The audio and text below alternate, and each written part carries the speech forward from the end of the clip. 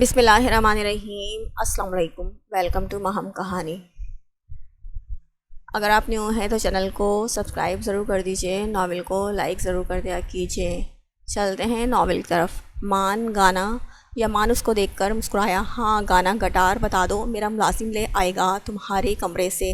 اس بار زرگل نے مسکرا کر کہا، میرے کمرے میں جائے گا تو سامنے ہی نظر آ جائے گا۔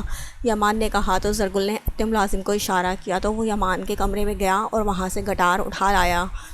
آروش نے اس کو گانا گانے کی تیاری کرتا دیکھا تو اٹھ کر جانے لگی۔ آپ کہاں جا رہی ہیں؟ یقین جانے میں اتنا برا گانا نہیں گاتا۔ یمان نے اس کو سب کے سامنے مخاطب کیا تو آروش اس کی جرأت پر سب کے سامنے گھور بھی نہیں پائی اور خاموشی سے واپس بیٹھ گئی، کیونکہ وہ کسی کو شک نہیں دلوانا چاہتی تھی۔ میں جوس اور چپس کے پیکٹس لاتی ہوں۔ نور کو اچانک خیال آیا تو اٹھ کر کچن میں چلی گئی۔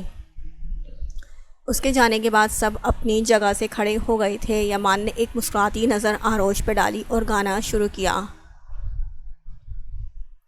کتابوں میں پڑھا تھا یہ خدا کو پیار ہے، پیارا کیا جو پیار ہم نے۔ کتابوں میں پڑھا تھا یہ خدا کو پیار ہے، پیارا جو پیار ہم نے کیا۔ ہوا دشمن جہاں سارا ٹھکرا دیا میں نے یہ جہاں، لے آج تجھ کو سنا۔ یمان نے ابھی اتنا ہی گایا تھا جب آروش نے وہاں سے جانا چاہا تو یمان بے نیازی کا مظاہرہ کرتا اچانک اس کے سامنے کھڑا ہو گیا تھا اور اس کی آنکھوں میں دیکھنے لگا جہاں غصہ ہلکورے لے رہا تھا اور اس کے سامنے بے بس ہوتی صوفے پر بیٹھ گئی تھی۔ تیرا عشق ہے میری سلطنت، تیرا عشق ہے میری سلطنت، تو ہے ضد میری تو ہی جنونیت، تو ہے ضد میری تو ہی جنونیت، میں ہوں دل جلا مجھے تیری لت، تو ہے ضد میری تو ہی جنونیت، تو ہے ضد میری تو ہی جنونیت۔ آروش کو اپنی نظروں کے حصار میں لیتا وہ آج ایک جذب سے گانا گا رہا تھا، جبکہ آروش کا بس نہیں چل رہا تھا وہ یہاں سے اٹھ کر کہیں بھاگ جاتی۔ آج دوسری بار اس کو اپنا آپ بے بس سا لگ رہا تھا۔ اس نے اپنی طرف سے کوشش تو بہت کی تھی یہاں سے اٹھ کر چلی جائے، پر یمان نے بنا کسی کو شک دلائے اس کی کوششوں کو ناکام بنا دیا تھا، جس سے وہ دل ہی دل میں کوس کر رہ گئی تھی۔ ان دونوں کی حالت سے ہر کوئی بے نیاز، سب بس یمان کے گانے کو انجوائے کر رہے تھے۔ میں آیا ہوں تیرے در پہ تو اب جانا نہیں ہوگا، میں اب آیا ہوں تیرے در پہ تو اب جانا نہیں ہوگا، جیوں گا یا مروں گا میں جو ہونا ہے یہی ہوگا، کہتا ہوں میں بے ساختہ سن لے یہ میرا خدا، تیرا عشق ہے میری سلطنت، تو ہے ضد میری تو ہی جنونیت، میں ہوں دل جلا مجھے تیری لت، تو ہے ضد میری تو ہی جنونیت، تو ہے ضد میری تو ہی جنونیت۔ آروش کی اب سچ میں بس ہوئی تھی، وہ سب سے نظر بچاتی اوپر کی طرف بڑھ رہی تھی جب یمان ایک بار پھر اچانک گٹار کے ساتھ اس کے سامنے کھڑا ہو گیا تھا۔ آروش کا ہاتھ بے ساختہ اپنے دل پہ پڑا۔ آروش کے چہرے کے تاثرات نقاب کے پیچھے سوچ کر اس کے ہونٹوں پہ گہری مسکراہٹ آئی تھی، جس کو دیکھ کر آروش کو مزید تاؤ آیا۔ اب وہ بنا کسی کا لحاظ کیے ایک جھٹکے سے یمان کو سائڈ پہ کرتی اندر کی طرف بڑھ گئی۔ یمان کی نظروں نے اس کا دور تک پیچھا کیا تھا، جہاں پہلے آنکھوں میں چمک تھی وہاں نمی نے بسیرا کر دیا تھا۔ باقی سب نے بھی حیرت سے آروش کا ایسا رد عمل دیکھا تھا۔ یمان بے تاثر نظروں سے وہاں دیکھ رہا تھا جہاں سے ابھی آروش گئی تھی۔ کسی نے اس کے کندھے پہ ہاتھ رکھا تھا۔ یمان نے گردن موڑ کر دیکھا تو دلاور خان اس کو ہی دیکھ رہے تھے۔ یہ کیا تھا یمان؟ دلاور خان نے سنجیدگی سے پوچھا تو ایک منٹ میں یمان نے فیصلہ کر لیا تھا وہ دلاور خان کو ساری سچائی بتا دے گا۔ میں آپ کی بیٹی سے بہت پیار کرتا ہوں، یمان نے ان کی آنکھوں میں آنکھیں ڈال کر کہا تو سب اپنی جگہ ساکت و جامد یمان کو دیکھنے لگے۔ ان میں سے کسی کو بھی یمان کی ایسی بات کی توقع نہیں تھی، جبکہ دلاور خان کو اس کا ایسا نڈر انداز دیکھ کر غصہ آیا تھا۔ چڑاخ! دلاور خان کا بے ساختہ ہاتھ اٹھا تھا اور اس کے گال پہ نشان چھوڑ گیا تھا۔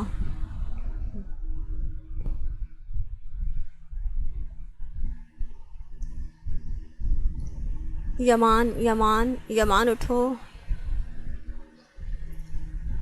صبح کے 12 بج گئے ہیں۔ نور 1 گھنٹے سے کھڑی ہوتی یمان کو آواز پہ آواز دیے جا رہی تھی، مگر یمان جیسے آج سالوں کی نیند پوری کر رہا تھا جو ٹس سے مس نہیں ہوا تھا۔ پھر اچانک سے وہ اٹھ بیٹھا تو نور 1-2 قدم دور کھڑی ہوئی۔ کیا ہو گیا ہے؟ تم نے اپنا ہاتھ گال پہ کیوں رکھا ہے؟ نور ناسمجھی سے اس کو دیکھ کر بولی تو یمان خود حیران ہوتا پہلے اس کو دیکھنے لگا، پھر اپنے گال کو جس پہ ہاتھ رکھا ہوا تھا۔ آپ یہاں؟ یمان شرمندہ ہوتا بس یہی پوچھ پایا۔ وہ ابھی تک اپنے خواب کے زیر اثر تھا۔ ہاں، وہ ظرف زرنور زرگل آئی ہیں، تمہارا انتظار کر رہی ہیں، تبھی سوچا تمہیں اٹھا دوں، مگر تم شاید کوئی خواب دیکھ رہے تھے۔ نور اپنے آنے کا مقصد بتاتی غور سے اس کو دیکھنے لگی۔ میری بچی کچھ زندگی تو بس خواب دیکھنے میں گزر جانی ہے، مگر حقیقت میں ہونا کچھ نہیں۔ نور کے سوال پر یمان بڑبڑایا، کیا بول رہے ہو؟ مجھے کچھ سنائی نہیں دیا۔ نور نے اس کو بڑبڑاتا دیکھا تو اپنے کان اس کی طرف کیا۔ میں کہہ رہا تھا شکریہ مجھے جگانے کا، ورنہ تو میں آج خود کو قبر میں اتارنے کے بعد ہی اٹھتا۔ ہڑبڑی میں یمان جانے کیا کہہ گیا، احساس تب ہوا جب سب کچھ بول دیا۔ مجھے تمہاری طبیعت ٹھیک نہیں لگ رہی۔ نور فکر مند ہوتی اس کا ماتھا چھو کر ٹیمپریچر چیک کرنے لگی۔ میں ٹھیک ہوں، آپ جائیں، میں فریش ہو کر آتا ہوں۔ یمان زبردستی مسکراہٹ چہرے پر سجا کر بولا، اوکے، پر جلدی آنا، وہ تینوں آروش سے پہلے تم سے ملنا چاہتی ہیں۔ نور اس کو ہدایت دیتی کمرے سے باہر چلی گئی تھی تو یمان گہری سانس خارج کرتا دوبارہ سے لیٹ گیا۔ 2 بار وہ بھی تھپڑ مار چکی ہیں، ان کے بھائیوں نے بھی بہت برا حال کیا تھا، اب اگر ایک تھپڑ ڈیڈ ماریں گے تو کچھ نہیں ہوگا۔ یمان سب تھپڑوں کا حساب کرنے کے بعد خود کو ہمت دیتا فریش ہونے کے لیے واش روم کی جانب بڑھ گیا تھا۔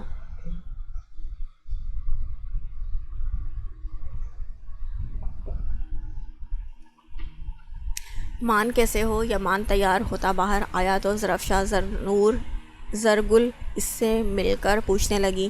یمان پورے ہال میں نظریں پھرانے لگا جہاں آروش نہیں تھی اور نہ اس کو تھپڑ مارنے کے لیے دلاور خان تھے۔ میں ٹھیک، آپ بتائیں فلائٹ کیسی رہی؟ یمان نے مسکرا کر پوچھا۔ بہت تھکا دینے والی، جواب زرگل نے دیا تھا۔ ناشتہ کیا آپ لوگوں نے اور کب پہنچی ہیں یہاں؟ یمان نے تینوں کو دیکھ کر پوچھا۔ صبح کے 5 بجے ناشتہ وغیرہ کر لیا ہے، آتے ہی ہم سو گئے تھے، نور نے ہنس کر کہا تو یمان محض مسکرا دیا۔ مام ڈیڈ کب آ رہے ہیں؟ زرگل نے زوبیہ بیگم سے پوچھا۔ کل اور پرسوں تم سب کے لیے سرپرائز ہے، زوبیہ بیگم نے مسکرا کر کہا۔ کون سا سرپرائز؟ یمان ناسمجھی سے ان کو دیکھنے لگا اور مسکرا دیا۔ اگر بتا دیا تو سرپرائز کے ساتھ، زوبیہ بیگم نے کہا تو یمان بس مسکرا دیا۔ ہم ذرا اپنی بہن سے تو مل آئیں، زرنور نے کہا تو باقی سب بھی اٹھ کھڑے ہوئے تھے۔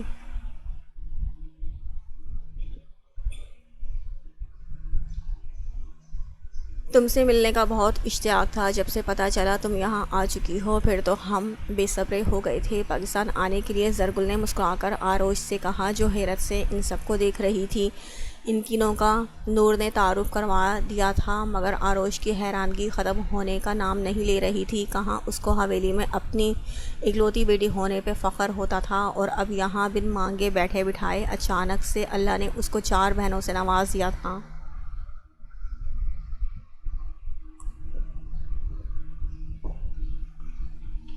مجھے انہوں نے بتایا تھا آپ لوگوں کے آنے کا، آروش نے نور کی طرف اشارہ کیے بتایا۔ ہاں، اس کو ہم نے منع کیا تھا کسی کو بھی نہ بتائے، تمہیں سرپرائز دینے کا سوچا تھا، مگر اس نے سارا مزہ خراب کر دیا۔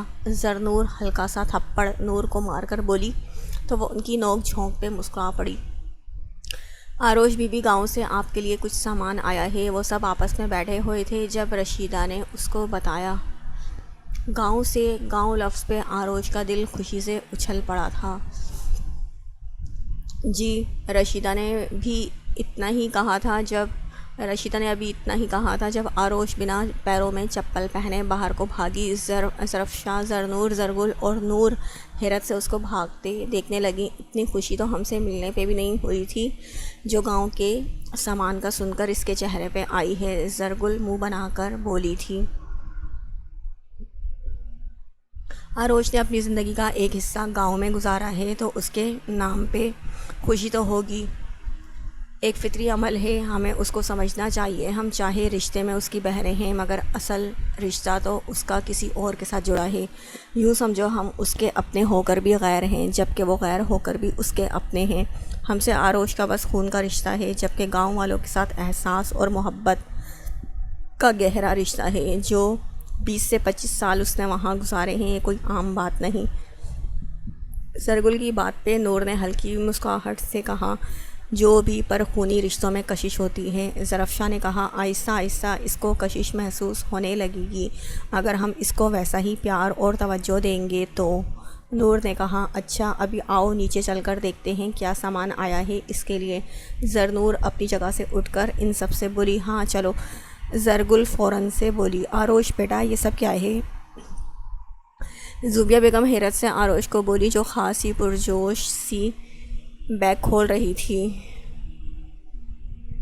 یہ قرآن پاک ہے اور یہ جائے نماز، شال، نماز کا دوپٹہ، تسبیح، اس کے ساتھ جو کچھ میرے دیگر ضروریات کے سامان جیسے سیل فون، لیپ ٹاپ اور میری ڈائری، ہلکی پھلکی چیزیں وغیرہ۔ آروش نے مسکرا کر بتایا، تم نے ان کو تکلیف کیوں دی؟ ہمیں بتا دیتی یہ سب سامان آ جاتا یہاں۔ زوبیہ بیگم کو برا لگا، جائے نماز اور قرآن میں نے یہاں ہر ایک کو بار بار کہا تھا، جواب میں بس ہاں کہہ کر ہر کوئی چلا جاتا، جبکہ لالا والوں سے میں نے نہیں کہا تھا، ایک سرسری سا ذکر کیا تھا جس پر انہوں نے یہ سب سامان بھجوایا ہے۔ آروش کی مسکراہٹ پھیکی ہوئی تھی، مگر پھر یہ جوتے اور کپڑے کیوں ہیں؟ ظرفشاں نے کہا، یہ سب جوڑے نئے ہیں، بابا سائیں، اماں سائیں، درید لالا، شازل لالا نے عید پر دیے تھے مگر کبھی پہننے کا اتفاق نہیں ہوا تھا۔ اور رہی بات جوتوں کی تو ان کو پتہ ہے میری پسند کا، جبکہ جو آپ میرے لیے لائی تھی وہ ہیلز والے تھے، مجھے ان پہ چلنا تک نہیں آ رہا تھا۔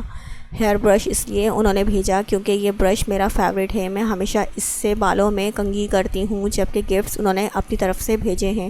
آروش نے ہر چیز کی وضاحت دی، اس کا دل بری طرح سے ہر چیز سے اچاٹ ہو گیا تھا۔ سیڑھیوں کی ریکنگ کے پاس کھڑا یمان یہ سب خاموشی سے دیکھ رہا تھا۔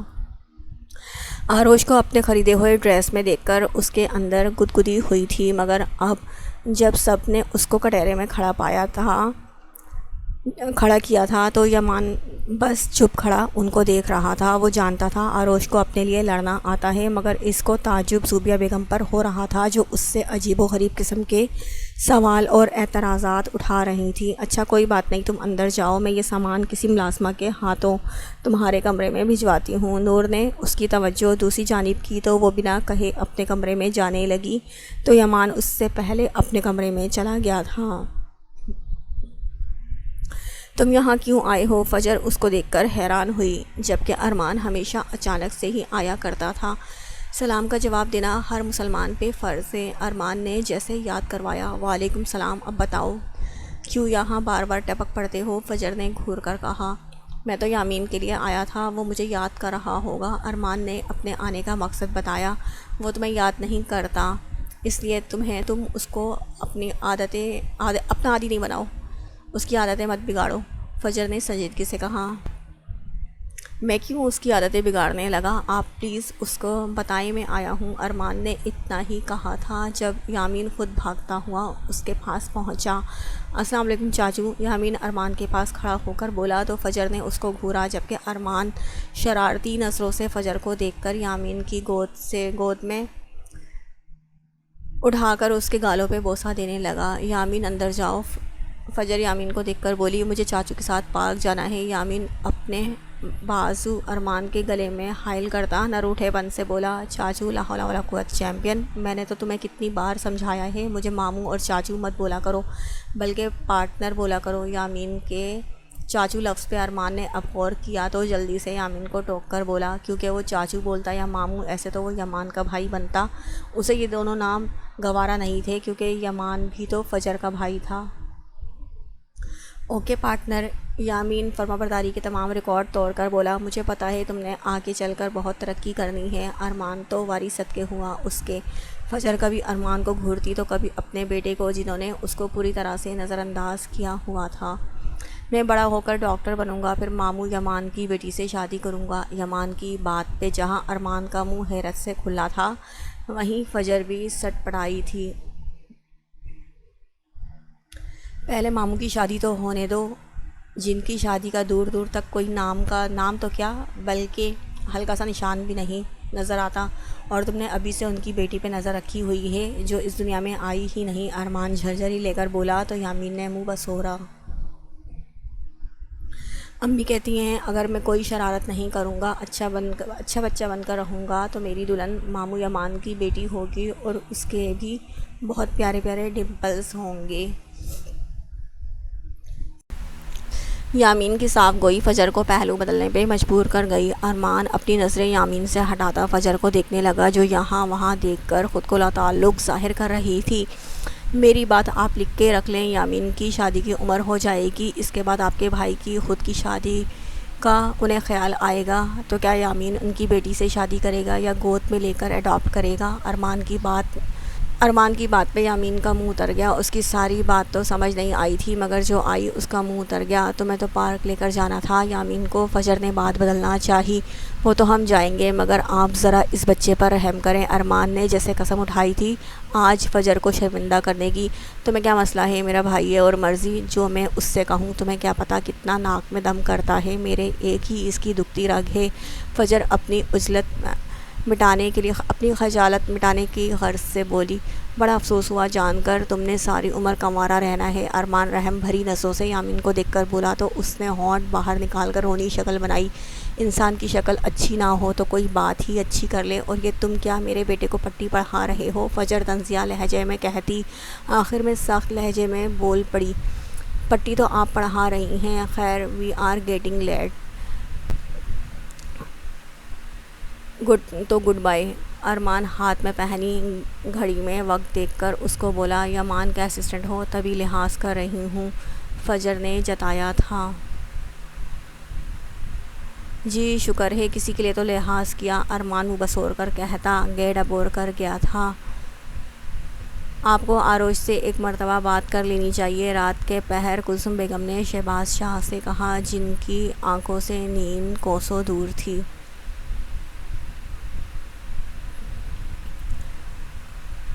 سوچ رہا ہوں کیا کروں، اس سے بات بہت ناراض ہوگی۔ وہ شہباز شاہ گہری سانس بھر کر بولے، جتنی بھی ناراض ہو، اگر آپ اس کو خود سے کال کریں گے تو وہ سب بھول جائے گی، کلثوم بیگم نے کہا تھا۔ جانتا ہوں بہت وقت ہو گیا ہے اس کو حویلی سے گئے، اب تو میرا دل بھی مچلتا ہے اس سے بات کرنے کو۔ شہباز شاہ نے دل کی بات کی تھی، پھر جلدی بات کیجیے گا، کلثوم بیگم نے کہا تو شہباز شاہ نے سر کو جنبش دی۔ آج ایونٹ تھا جس میں دلاور خان نے ہر کسی کو انوائٹ کیا تھا۔ ان کی اسلام آباد میں واپسی کل رات ہوئی تھی، جبکہ ایونٹ کا سارا انتظام ارمان نے کیا ہوا تھا۔ اس کے کام سے دلاور خان کافی مطمئن ہوئے تھے۔ مہمانوں کی آمد رفت جاری تھی، میڈیا والوں کا بھی ایک ہجوم اکٹھا ہوا تھا۔ ہر کوئی دلاور خان کی چھوٹی بیٹی آروش سے ملنا چاہتا تھا، جس کو انہوں نے اتنے سالوں تک کسی سے ذکر تک نہیں کیا تھا۔ ظرفشا، زرنور، زرگل، نور، زوبیہ بیگم، یہ سب تیار ہو کر مہمانوں سے ملنے میں لگی ہوئی تھیں، بلیک گول گلے والی شرٹ کے ساتھ بلیک جینس پینٹ پہنے، جبکہ ایک ہاتھ میں سیم بلیک لیدر کی جیکٹ پکڑے۔ یمان جیسے ہی ریکنگ کے پاس سے گزرتا، نیچے کی طرف آتی آروش پہ نظر اس کی پڑی تو اس کو اپنی بینائی پہ شک ہوا۔ وہ حیرت سے ہر ایک کو دیکھنے لگا، اس کو سمجھ نہیں آ رہا تھا یہ سب نیچے کیا ہو رہا ہے۔ میڈیا والوں نے اس کو دیکھا تو چاروں طرف سے گھیر لیا۔ یمان اپنا آپ ان سے بڑی مشکل سے بچاتا دلاور خان کی طرف پہنچا۔ ڈیڈ یہ سب کیا ہے؟ یمان دلاور خان سے آہستہ آواز میں مخاطب ہوا، سرپرائز کیسا لگا؟ دلاور خان ہاتھوں میں وائن کا گلاس پکڑے گرم جوشی سے اس کے ساتھ مل کر بولے، ایسا سرپرائز کیوں اور کس لیے؟ یمان ناسمجھی سے ان کو دیکھنے لگا، یہ سارا کچھ میں نے اپنی بیٹی آروش کے لیے کیا ہے، اس کو منظر عام پہ لانا چاہتا ہوں۔ جیسے ہی سب کو پتہ چلا ہے میری ایک اور بیٹی ہے، سب بے تاب ہیں اس سے ملنے کے لیے۔ اب بس آروش کے آنے کی دیر ہے۔ دلاور خان آس پاس لوگوں کی جانب اشارہ کرتا اس کو بتانے لگا، ان کو پتہ ہے یہ بات، اور اگر پتہ ہے تو کیا وہ مان گئی؟ یمان نے دھڑکتے دل کے ساتھ پوچھا۔ کہاں، یہ سب تو آروش کے لیے سرپرائز ہے، میں تو بس یہ سوچ رہا ہوں وہ کتنا خوش ہوگی یہ سب دیکھ کر۔ اس کو آج پتہ چلے گا میں اس سے کتنا پیار کرتا ہوں۔ وہ جب یہاں آئے گی تو دیکھے گی یہ سب تیاریوں میں نے پیسہ پانی کی طرح بہایا ہے، دلاور خان نے کہا۔ تو یمان بس ان کو دیکھتا رہ گیا۔ اس کو پتہ تھا آروش کو یہ سب پسند نہیں آئے گا۔ ڈیڈ، آپ ایک مرتبہ ان سے پوچھ لیتے۔ خان یہاں کیا کر رہے ہیں آپ؟ مسٹر فیضی یاد کر رہے ہیں؟ آؤ کیس سے ملو۔ یمان کچھ کہنے والا تھا جب زوبیہ بیگم ان دونوں کی طرف آتی دلاور خان سے بولی تو وہ ان کے ساتھ چل پڑے، جبکہ یمان کی بات درمیان میں رہ گئی تھی۔ یمان اتنے سارے لوگوں کو دیکھ کر اپنے بالوں میں ہاتھ پھیرتا رہ گیا۔ آپ موٹی ہو گئی ہیں۔ آروش یمان کا خریدا ہوا وائٹ گاؤن پہنتے ہوئے آئینے میں اپنا عکس دیکھ رہی تھی جب اس کے کانوں میں یمان کا جملہ گونجا تھا۔ اس نے غور سے ہر اینگل سے اپنا جائزہ لیا۔ جہاں وہ وائٹ گاؤن کے ساتھ سیم حجاب کیے بنا کسی میک اپ کے شہزادی سے کم نہیں لگ رہی تھی، اس کو کہیں سے بھی اپنا آپ موٹا نہیں لگا۔ نظر خراب ہے اس کی، آروش جھرجھری لے کر بڑھائی۔ صبح زوبیہ بیگم اس کو نیٹ والی ساڑی پہن کر نیچے آنے کا کہتی چلی گئی تھی۔ اس کو نہیں پتہ تھا زوبیہ بیگم نے کیوں تیار ہو کر جلدی آنے کا کہا تھا، مگر جو بھی تھا اس کو ساڑی پسند نہیں آئی تھی بلکہ یہ گاؤن اچھا لگا تھا، تبھی وہ پہن کر تیار ہو گئی تھی۔ اب جاتی ہوں، پتہ نہیں کیا بات ہے۔ آروش بیڈ سے وائٹ کلر کا بڑا سا دوپٹہ اٹھاتی کمرے سے باہر جانے لگی۔ یمان اپنی پیشانی مسلتا بار بار ایونٹ میں آئے اتنے سارے لوگوں کو دیکھ رہا تھا، جہاں مرد حضرات بھی تھے۔ میڈیا والوں کا ہجوم الگ تھا، اوپر سے دلاور خان کا کہنا آروش کو کچھ نہیں پتہ، اس کے لیے سرپرائز ہے۔ وہ جب یہاں آئے گی تو پتہ چلے گا۔ یہ بات یمان کو پریشانی میں مبتلا کر رہا تھا، اور ان سب کو دیکھتا آروش کے پاس جانے کا سوچ رہا تھا جب ایک آواز اس کے کانوں پہ پڑی، وہ رہی میری سسٹر۔ یمان نے اپنا سر اٹھا کر اوپر کی جانب دیکھا تو آنکھوں میں سرپن دوڑ آیا۔ جہاں آروش اپنے دوپٹے کے ساتھ الجھتی، آروش ہر چیز سے بے نیاز سیڑھیوں سے چند قدم ہی دور تھی۔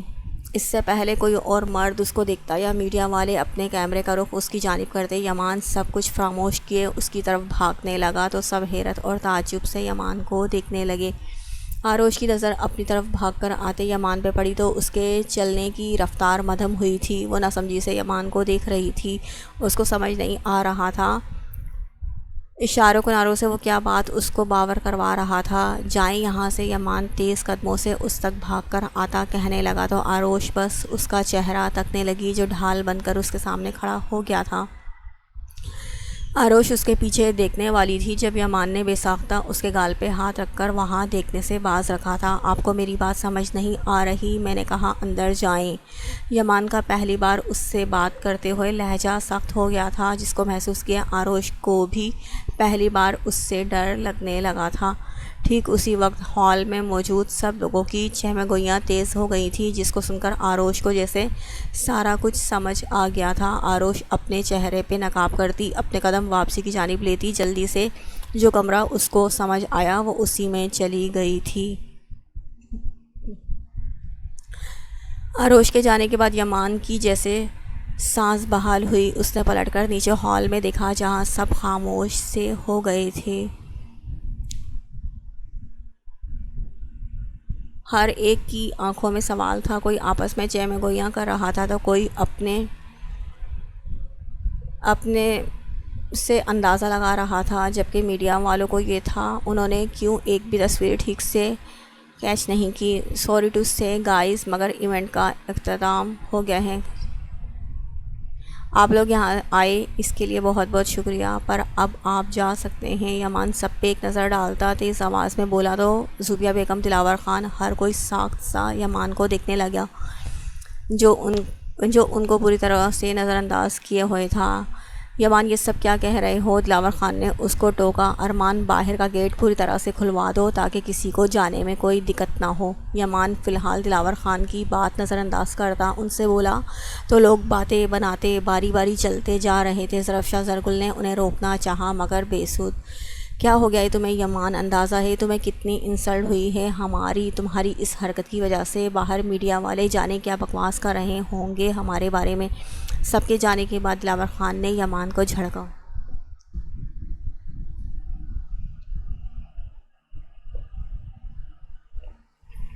یہ سوال تو ڈیڈ مجھے آپ سے کرنا چاہیے، یہ کیا کرنے والے تھے آپ جانتے ہیں وہ پردہ کرتی ہیں، اس کے باوجود بھی آپ نے اتنے سارے لوگوں کو انوائٹ کیا، میڈیا تک کو بلوایا، اگر ان کی ایک بھی تصویر نیوز پر آتی ان کا پردہ ٹوٹ جاتا۔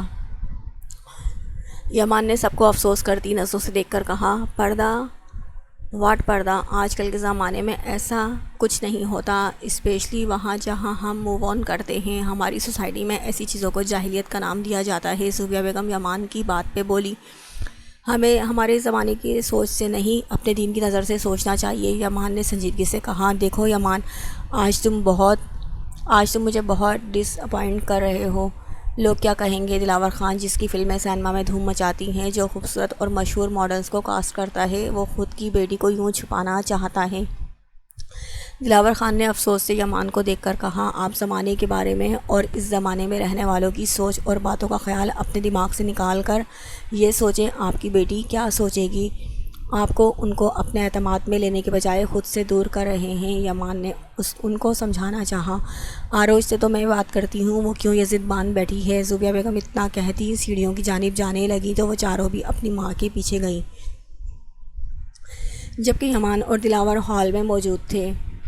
وہ آئی تھی یمان، مگر تم نے اس کو جانے کا کہا جو وہ واپس چلی گئی۔ اگر تم بیچ میں نہ آتے تو اب سب نارمل ہوتا۔ دلاور خان اپنے ہاتھ مسلتے یمان سے بولے، کچھ بھی نارمل نہ ہوتا ڈیڈ۔ یمان نے کہا۔ آروش کا وجود ہلکا ہلکا کانپ رہا تھا، اس کو سوچ سوچ کر خوف آ رہا تھا، اگر درمیان میں یمان نہ آتا تو اس کی تصاویر میڈیا پہ پھیل جاتی۔ یہ سوچ آتے ہی اس کے وجود میں سرد لہر دوڑ گئی۔ وہ ابھی اپنی سوچوں میں تھی جب کمرے میں زوبیہ بیگم آئیں۔ آروش تم کیوں چلی آئیں یہاں؟ زوبیہ بیگم کے سوال پہ آروش نے زخمی نظروں سے ان کو دیکھا۔ آپ کو پتہ تھا مجھے یہ سب پسند نہیں، پھر بھی آپ لوگوں نے یہ کیا۔ آروش نے ان کے روبرو کھڑی ہوتی بولی، دیکھو آروش، ہم تو تمہیں سرپرائز دینا چاہ رہے تھے، پر تم ایسا رویہ اختیار کر رہی ہو۔ ہم چاہتے تھے تم خوش ہو جاؤ، تمہیں پتہ لگے ہم سب تم سے بہت پیار کرتے ہیں۔ زرگل اس کا رخ اپنی جانب کیے بولی، پیار، خوش، آپ لوگوں کو لگا میں ایسی چیزوں سے خوش ہو جاؤں گی؟ آروش طنزیہ انداز میں ہنسی، کچھ غلط نہیں تھا وہ سب، تم اگر آ جاتی تو ہم سب کو اچھا لگتا، تمہیں بھی اچھا لگتا یہ سب، زوبیہ بیگم نے سنجیدگی سے کہا تھا۔ میں ایسا کچھ نہیں چاہتی، اور آپ لوگوں کو اللہ کا واسطہ ہے مجھے ان سب کے لیے فورس نہ کیا جائے۔ آروش ان کے آگے باقاعدہ ہاتھ جوڑ کر بولی، آروش میں تمہاری ماں ہوں، تمہیں میری بات کا پاس رکھنا ہوگا، اسی لیے کل تم میرے ساتھ گیدرنگ میں چل رہی ہو، وہ ڈریس پہن کر جو آج صبح میں نے تمہیں دی تھی۔ زوبیہ بیگم نے حکمیہ لہجہ اختیار کیا، کیسی ماں ہیں آپ جو خود اپنی بیٹی کو بے پردہ کرنا چاہتی ہیں؟ اب کی ان کی بات پہ آروش تقریباً چیخ پڑی تھی۔ آروش زرفشا جو اب تک خاموش تھی، آروش کو یوں بات کرتا دیکھا تو اس کو ٹوکنا چاہا، کیا آروش؟ ہاں کیا آروش؟ میں آپ کی نظر میں ہوں کیا؟ ایک کٹ پتلی جس کو 26 سال پہلے کسی اور کے حوالے کرتے ہیں اور جب پھر دل چاہا واپس بلوا لیا۔ کسی نے یہ نہیں سوچا میں کیا چاہتی ہوں، مجھے اپنے اصل والدین کے پاس جانا بھی ہے یا نہیں۔ میری خوشی کسی کو نظر نہیں آتی، ہر کسی کو اپنی پڑی ہے، کسی کو امانت واپس کرنی ہے تو کسی کو امانت لینی ہے تو کسی کو امانت واپس دے کر دیانتدار بننا ہے، اپنا سرخرو کرنا ہے۔ آروش بولنے پہ آئی تو بولتی چلی گئی، بدتمیزی مت کرو۔ زرفشا کو سمجھ نہیں آیا وہ کیسے اس کو خاموش کروائے، جبکہ زوبیہ اور باقی سب حیرت سے گنگ اس کو دیکھنے لگی تھی۔ آپ لوگ میری ذات کے ساتھ مذاق کرنا بند کریں، جو یہاں میرے بابا ہیں انہوں نے کہا، آروش تم پردہ مت کرو، سیدہ نہیں ہو، پٹھان ہو، تو آج میں کہتی ہوں میرے سامنے کسی اس پٹھان مرد کو لائیں جو اپنے گھر کی عورتوں سے کہتا ہو تم سر پر دوپٹہ نہ لو، ننگے سر رہو۔ میں نے تو سنا تھا پٹھان لوگ غصے کے بہت تیز ہوتے ہیں، بہت غیرت مند ہوتے ہیں، اگر کوئی ان کی عورت کا نام بھی لے تو مرنے مارنے پر اتر آتے ہیں، تو یہاں کا کیسا نظام ہے؟ میں تھوکتی چٹاخ آروش جو بنا سانس لیے بولتی جا رہی تھی، اس کی باتوں پہ زوبیہ بیگم کا ہاتھ بے ساختہ اٹھ کر اس کے گال پہ نشان چھوڑ گیا تھا۔ آروش اپنے گال پہ ہاتھ رکھتی بے یقین نظروں سے زوبیہ بیگم کو دیکھنے لگی، جن کا چہرہ غصے کی شدت سے سرخ ہو گیا تھا۔ اتنی بد اخلاقی یہ تربیت کی ہے 26 سالوں میں انہوں نے۔ میری تربیت پہ سوال مت اٹھائیے، جانتی کیا ہیں آپ تربیت کے بارے میں؟ آپ کی نظر میں یہ تربیت ہے؟ آروش ان کی بات درمیان میں کاٹ کر ظرف شاہ کی طرف اشارہ کرنے لگی۔ چند مغربی سلیو لیس لباس میں ملبوس تھی جو مغربی سلیو لیس لباس میں ملبوس تھی۔ 3 بچوں کی ماں کو ایسا لباس زیب نہیں دیتا۔ کبھی فرصت ملے تو ترجمے سے قرآن پاک پڑھیے گا، پتہ چلے گا ہمارا اللہ ہم مسلمان عورتوں کو کیا حکم دیتا ہے۔ مجھے میری اماں سائی نے اس ٹکڑے کی اہمیت بتائی تھی تب جب میں محض 10 سال کی تھی۔ آروش نے اپنا حجاب اتار کر ان کے سامنے کیا۔ انہوں نے کہا تھا، آروش تم اب جوان ہو گئی ہو، کبھی خود کو ننگے سر مت ہونے دینا، ہمیشہ حجاب میں رہنا۔ میں تو اپنے لالا اور اپنے بابا سائی کے سامنے بھی بغیر دوپٹے کے نہیں گئی، تو نامحرم مردوں کے سامنے کیسے اپنی نمائش کروں؟ اللہ نے اپنے محرم کے لیے پردے کا حکم دیا ہے، تو سوچیں اگر میں نامحرم کے سامنے جاؤں گی تو کتنا عذاب نازل ہوگا مجھ پہ۔ آروش تھک ہار کر بیڈ پر بیٹھی، اپنا سر ہاتھوں میں گرا لیا۔ ابھی تم نئی ہو، آہستہ آہستہ ہمارے ماحول میں ایڈجسٹ کر لو گی۔ زوبیہ بیگم کو جیسے اس کی اتنی باتوں پر رتی برابر بھی فرق نہیں پڑا۔ سوچ ہے آپ کی، نہ اماں سائی بابا سائی کی تربیت اتنی کمزور ہے اور نہ میرا ایمان۔ آروش کا لہجہ بے لچک تھا۔ زوبیہ بیگم ایک سنجیدہ نظر اس پر ڈال کر کمرے سے باہر چلی گئیں، جبکہ ان کی باتوں سے آروش کا دل زخمی ہو گیا تھا۔ ان سب کے جانے کے بعد وہ پھوٹ پھوٹ کر رو پڑی۔ پورے کمرے میں اس کی سسکیاں گونجنے لگی تھیں۔ نیوز چینلز دیکھے ہیں آپ نے؟ زوبیہ بیگم خاصے تپے ہوئے لہجے میں دلاور خان سے بولی۔ ہم کل سے ہر اینکر چیخ چیخ کر بول رہا ہے۔ کل سے ہر اینکر چیخ چیخ کر بول رہا ہے۔ اپنی فلم میں لڑکیوں کو ننگے سر شارٹ کپڑے پہنانے والا دلاور خان اپنی بیٹی کو چھپائے بیٹھا ہے۔ وہ درس دیتی ہے، یوں سمجھو جتنے منہ اتنی باتیں۔ دلاور خان پریشانی سے ڈوبی آواز میں بولے، یہ دیکھیں۔ زوبیہ بیگم نے ایک میگزین دلاور خان کے پاس کی تو وہ چونک کر اس کو دیکھنے لگے۔ یہ کیا؟ دلاور خان تعجب سے میگزین کی فرنٹ سائڈ پر یمان کی بیک سائڈ والی تصویر اور آروش کا ہلکا سا نظر آتا حجاب دیکھ کر زوبیہ بیگم سے بولے، جس میں یمان کا چہرہ تو صاف آیا تھا مگر آروش کا نہیں، کیونکہ یمان کا ہاتھ اس کے گال پہ تھا۔ سب لوگوں کو نیا اسکینڈل مل گیا ہے۔ زوبیہ بیگم نظریں چراتی بولی۔